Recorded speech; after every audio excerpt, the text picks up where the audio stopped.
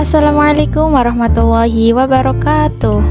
Pada video kali ini kita akan belajar tentang percobaan larutan elektrolit dan non-elektrolit berbasis green chemistry. Ada yang tahu nggak nih apa itu elektrolit? Kemudian apa itu non-elektrolit dan apa itu green chemistry? Nah, kalian pasti kepo kan? Sebelum kita belajar, mari kita berdoa terlebih dahulu. Berdoa selesai. Nah, kemudian silahkan dipersiapkan bolpen dan kertasnya untuk mencatat materinya. Kemudian fokuskan pikiran agar lebih mudah untuk memahami video berikut.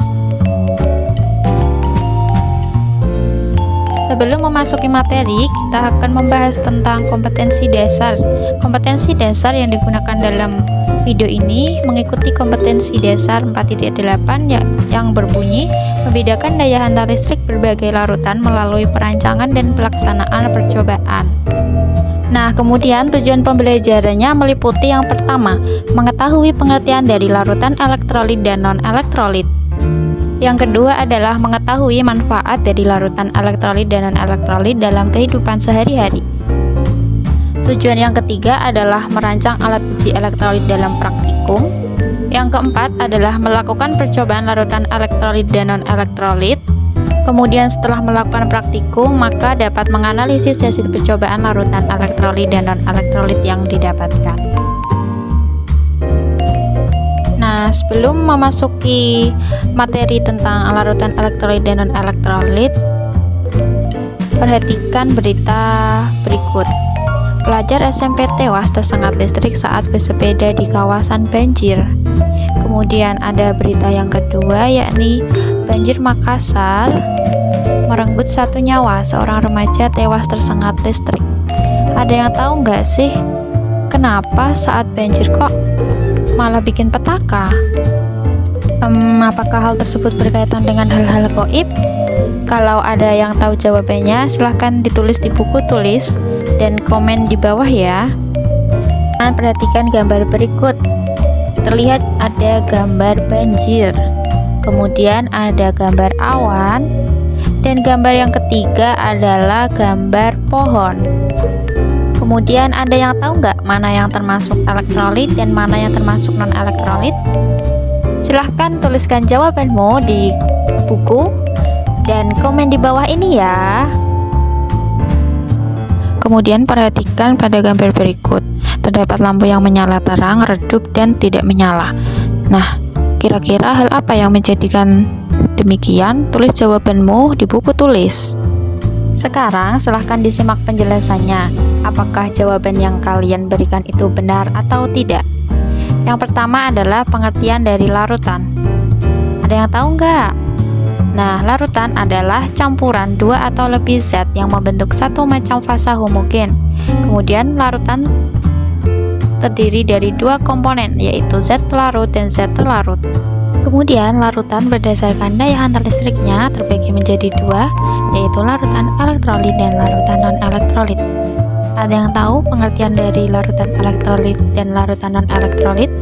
Jika ada yang tahu, tulis jawabanmu di buku tulis ya. Yaps, benar sekali.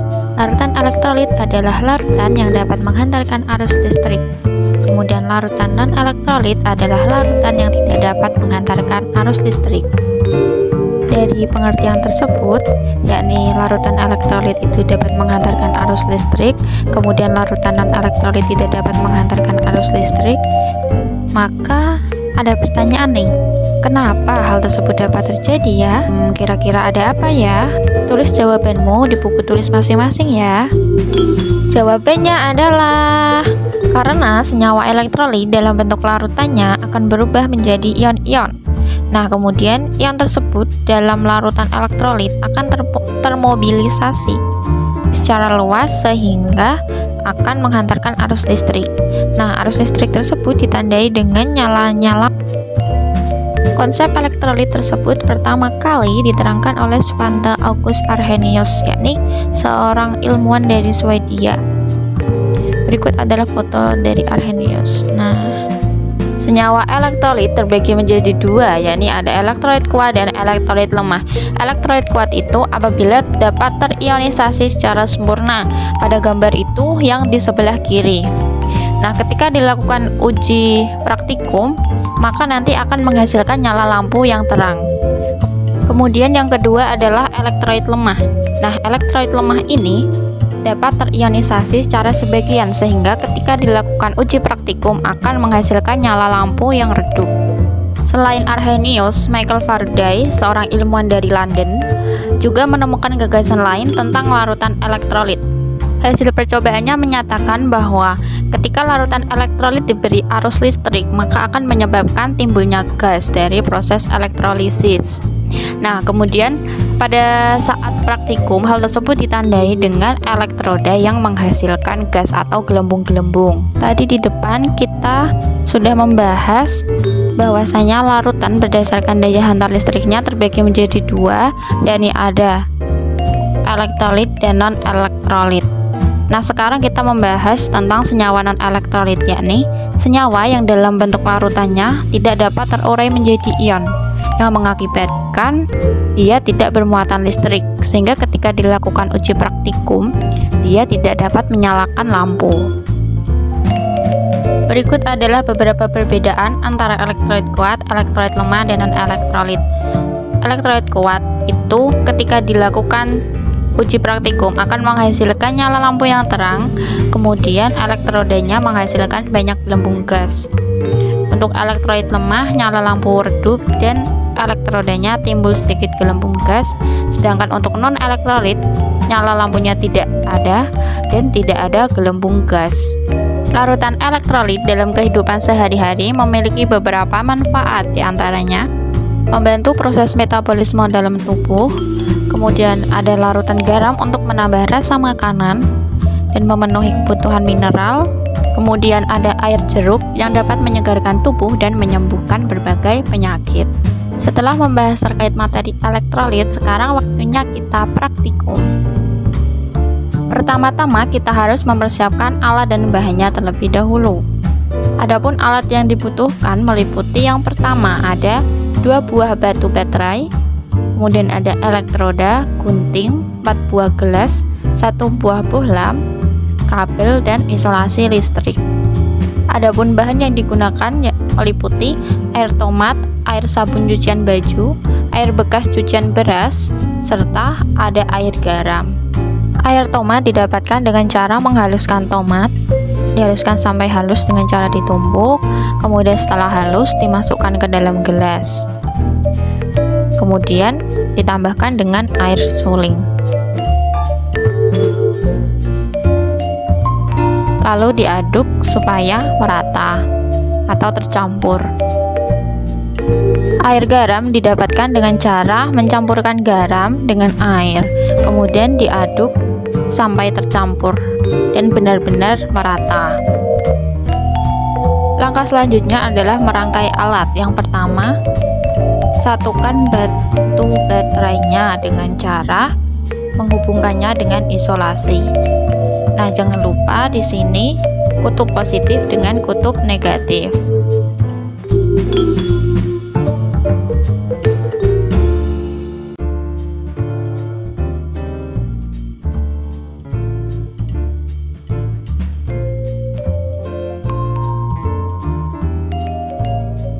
Kemudian kupas masing-masing pinggiran dari kabel listrik, jangan sampai terputus.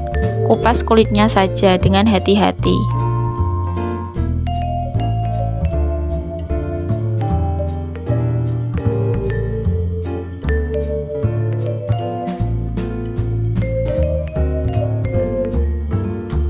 Kemudian setelah dikupas, masukkan ke dalam lampunya. Kabelnya dimasukkan ke dalam lampunya dengan pelan-pelan.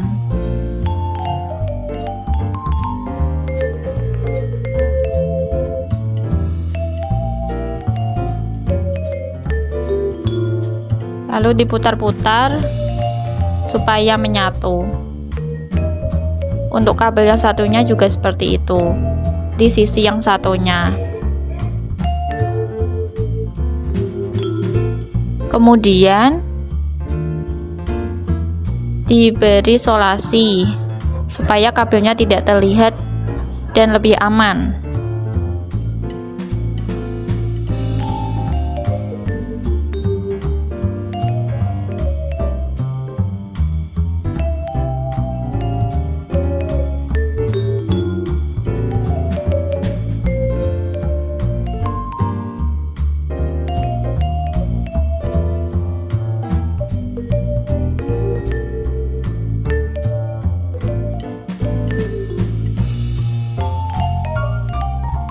Kemudian kabelnya masing-masing disatukan dengan batu baterai. Satukan dengan menggunakan isolasi.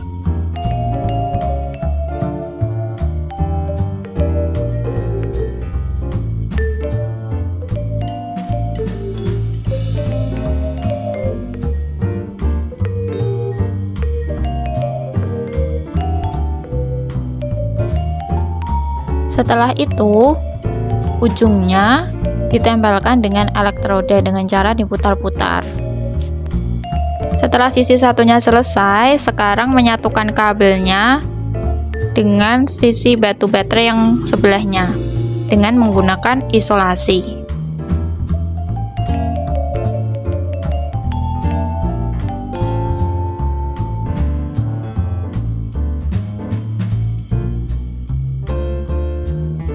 Kemudian sisi kabel yang satunya disatukan dengan elektroda paku dengan cara diputar. Setelah itu diberikan isolasi.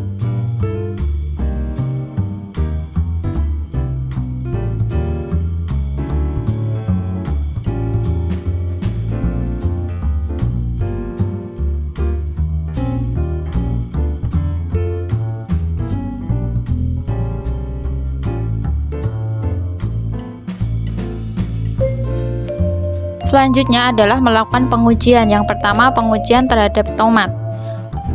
Masukkan elektrodanya ke dalam gelas dengan hati-hati, jangan sampai bersentuhan. Jangan sampai bersentuhan ya.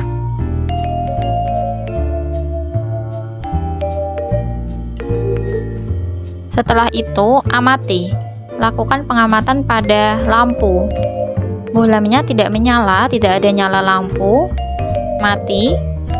Kemudian lihat juga di elektrodanya. Nah, terlihat elektrodanya menimbulkan gelembung atau ada gelembung-gelembung gas buih-buih sedikit.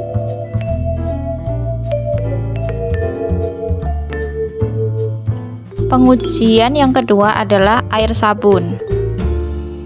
Sabun bekas cuci pakaian. Masukkan elektrodanya dengan pelan-pelan dan hati-hati ke dalam gelas. Jangan sampai bersentuhan. Kemudian amati. Lampunya tidak menyala.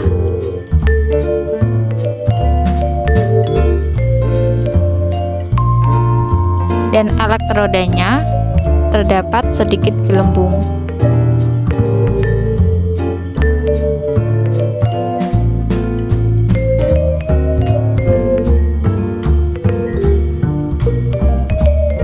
Yang ketiga adalah pengujian terhadap air beras. Pertama-tama masukkan elektrodanya ke dalam gelas.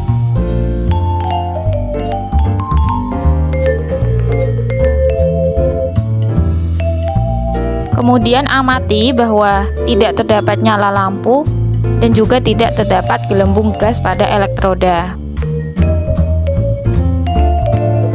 Yang terakhir adalah pengujian terhadap air garam. Yang pertama, masukkan elektrodanya ke dalam gelas.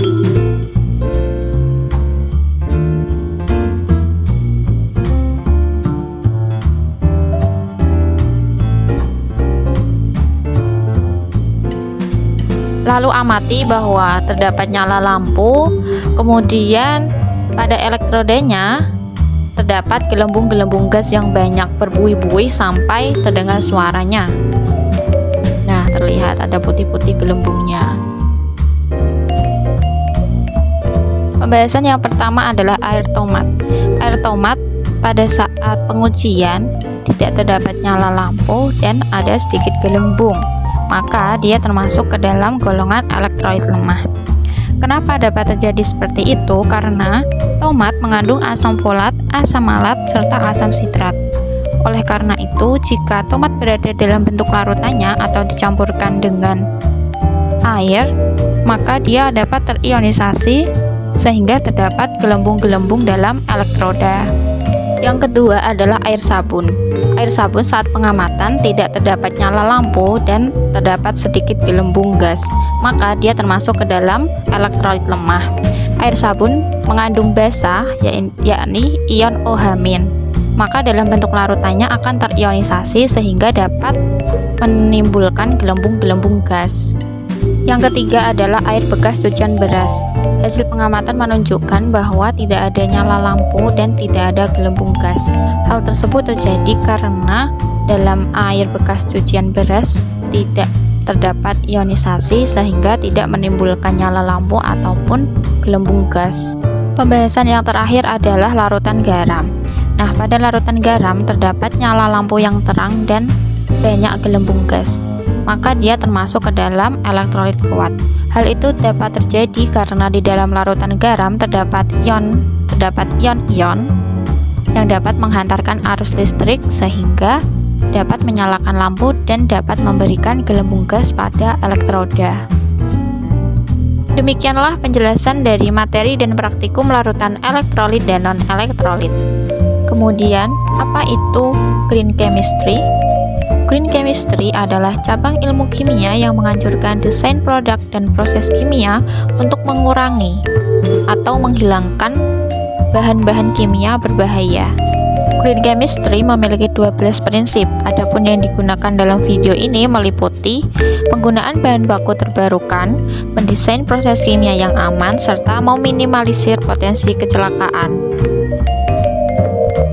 Demikianlah penjelasan dari saya, semoga bermanfaat dan semoga bisa difahami. Mohon maaf atas segala kesalahan, tetap semangat dalam belajar. Sekian, wassalamualaikum warahmatullahi wabarakatuh.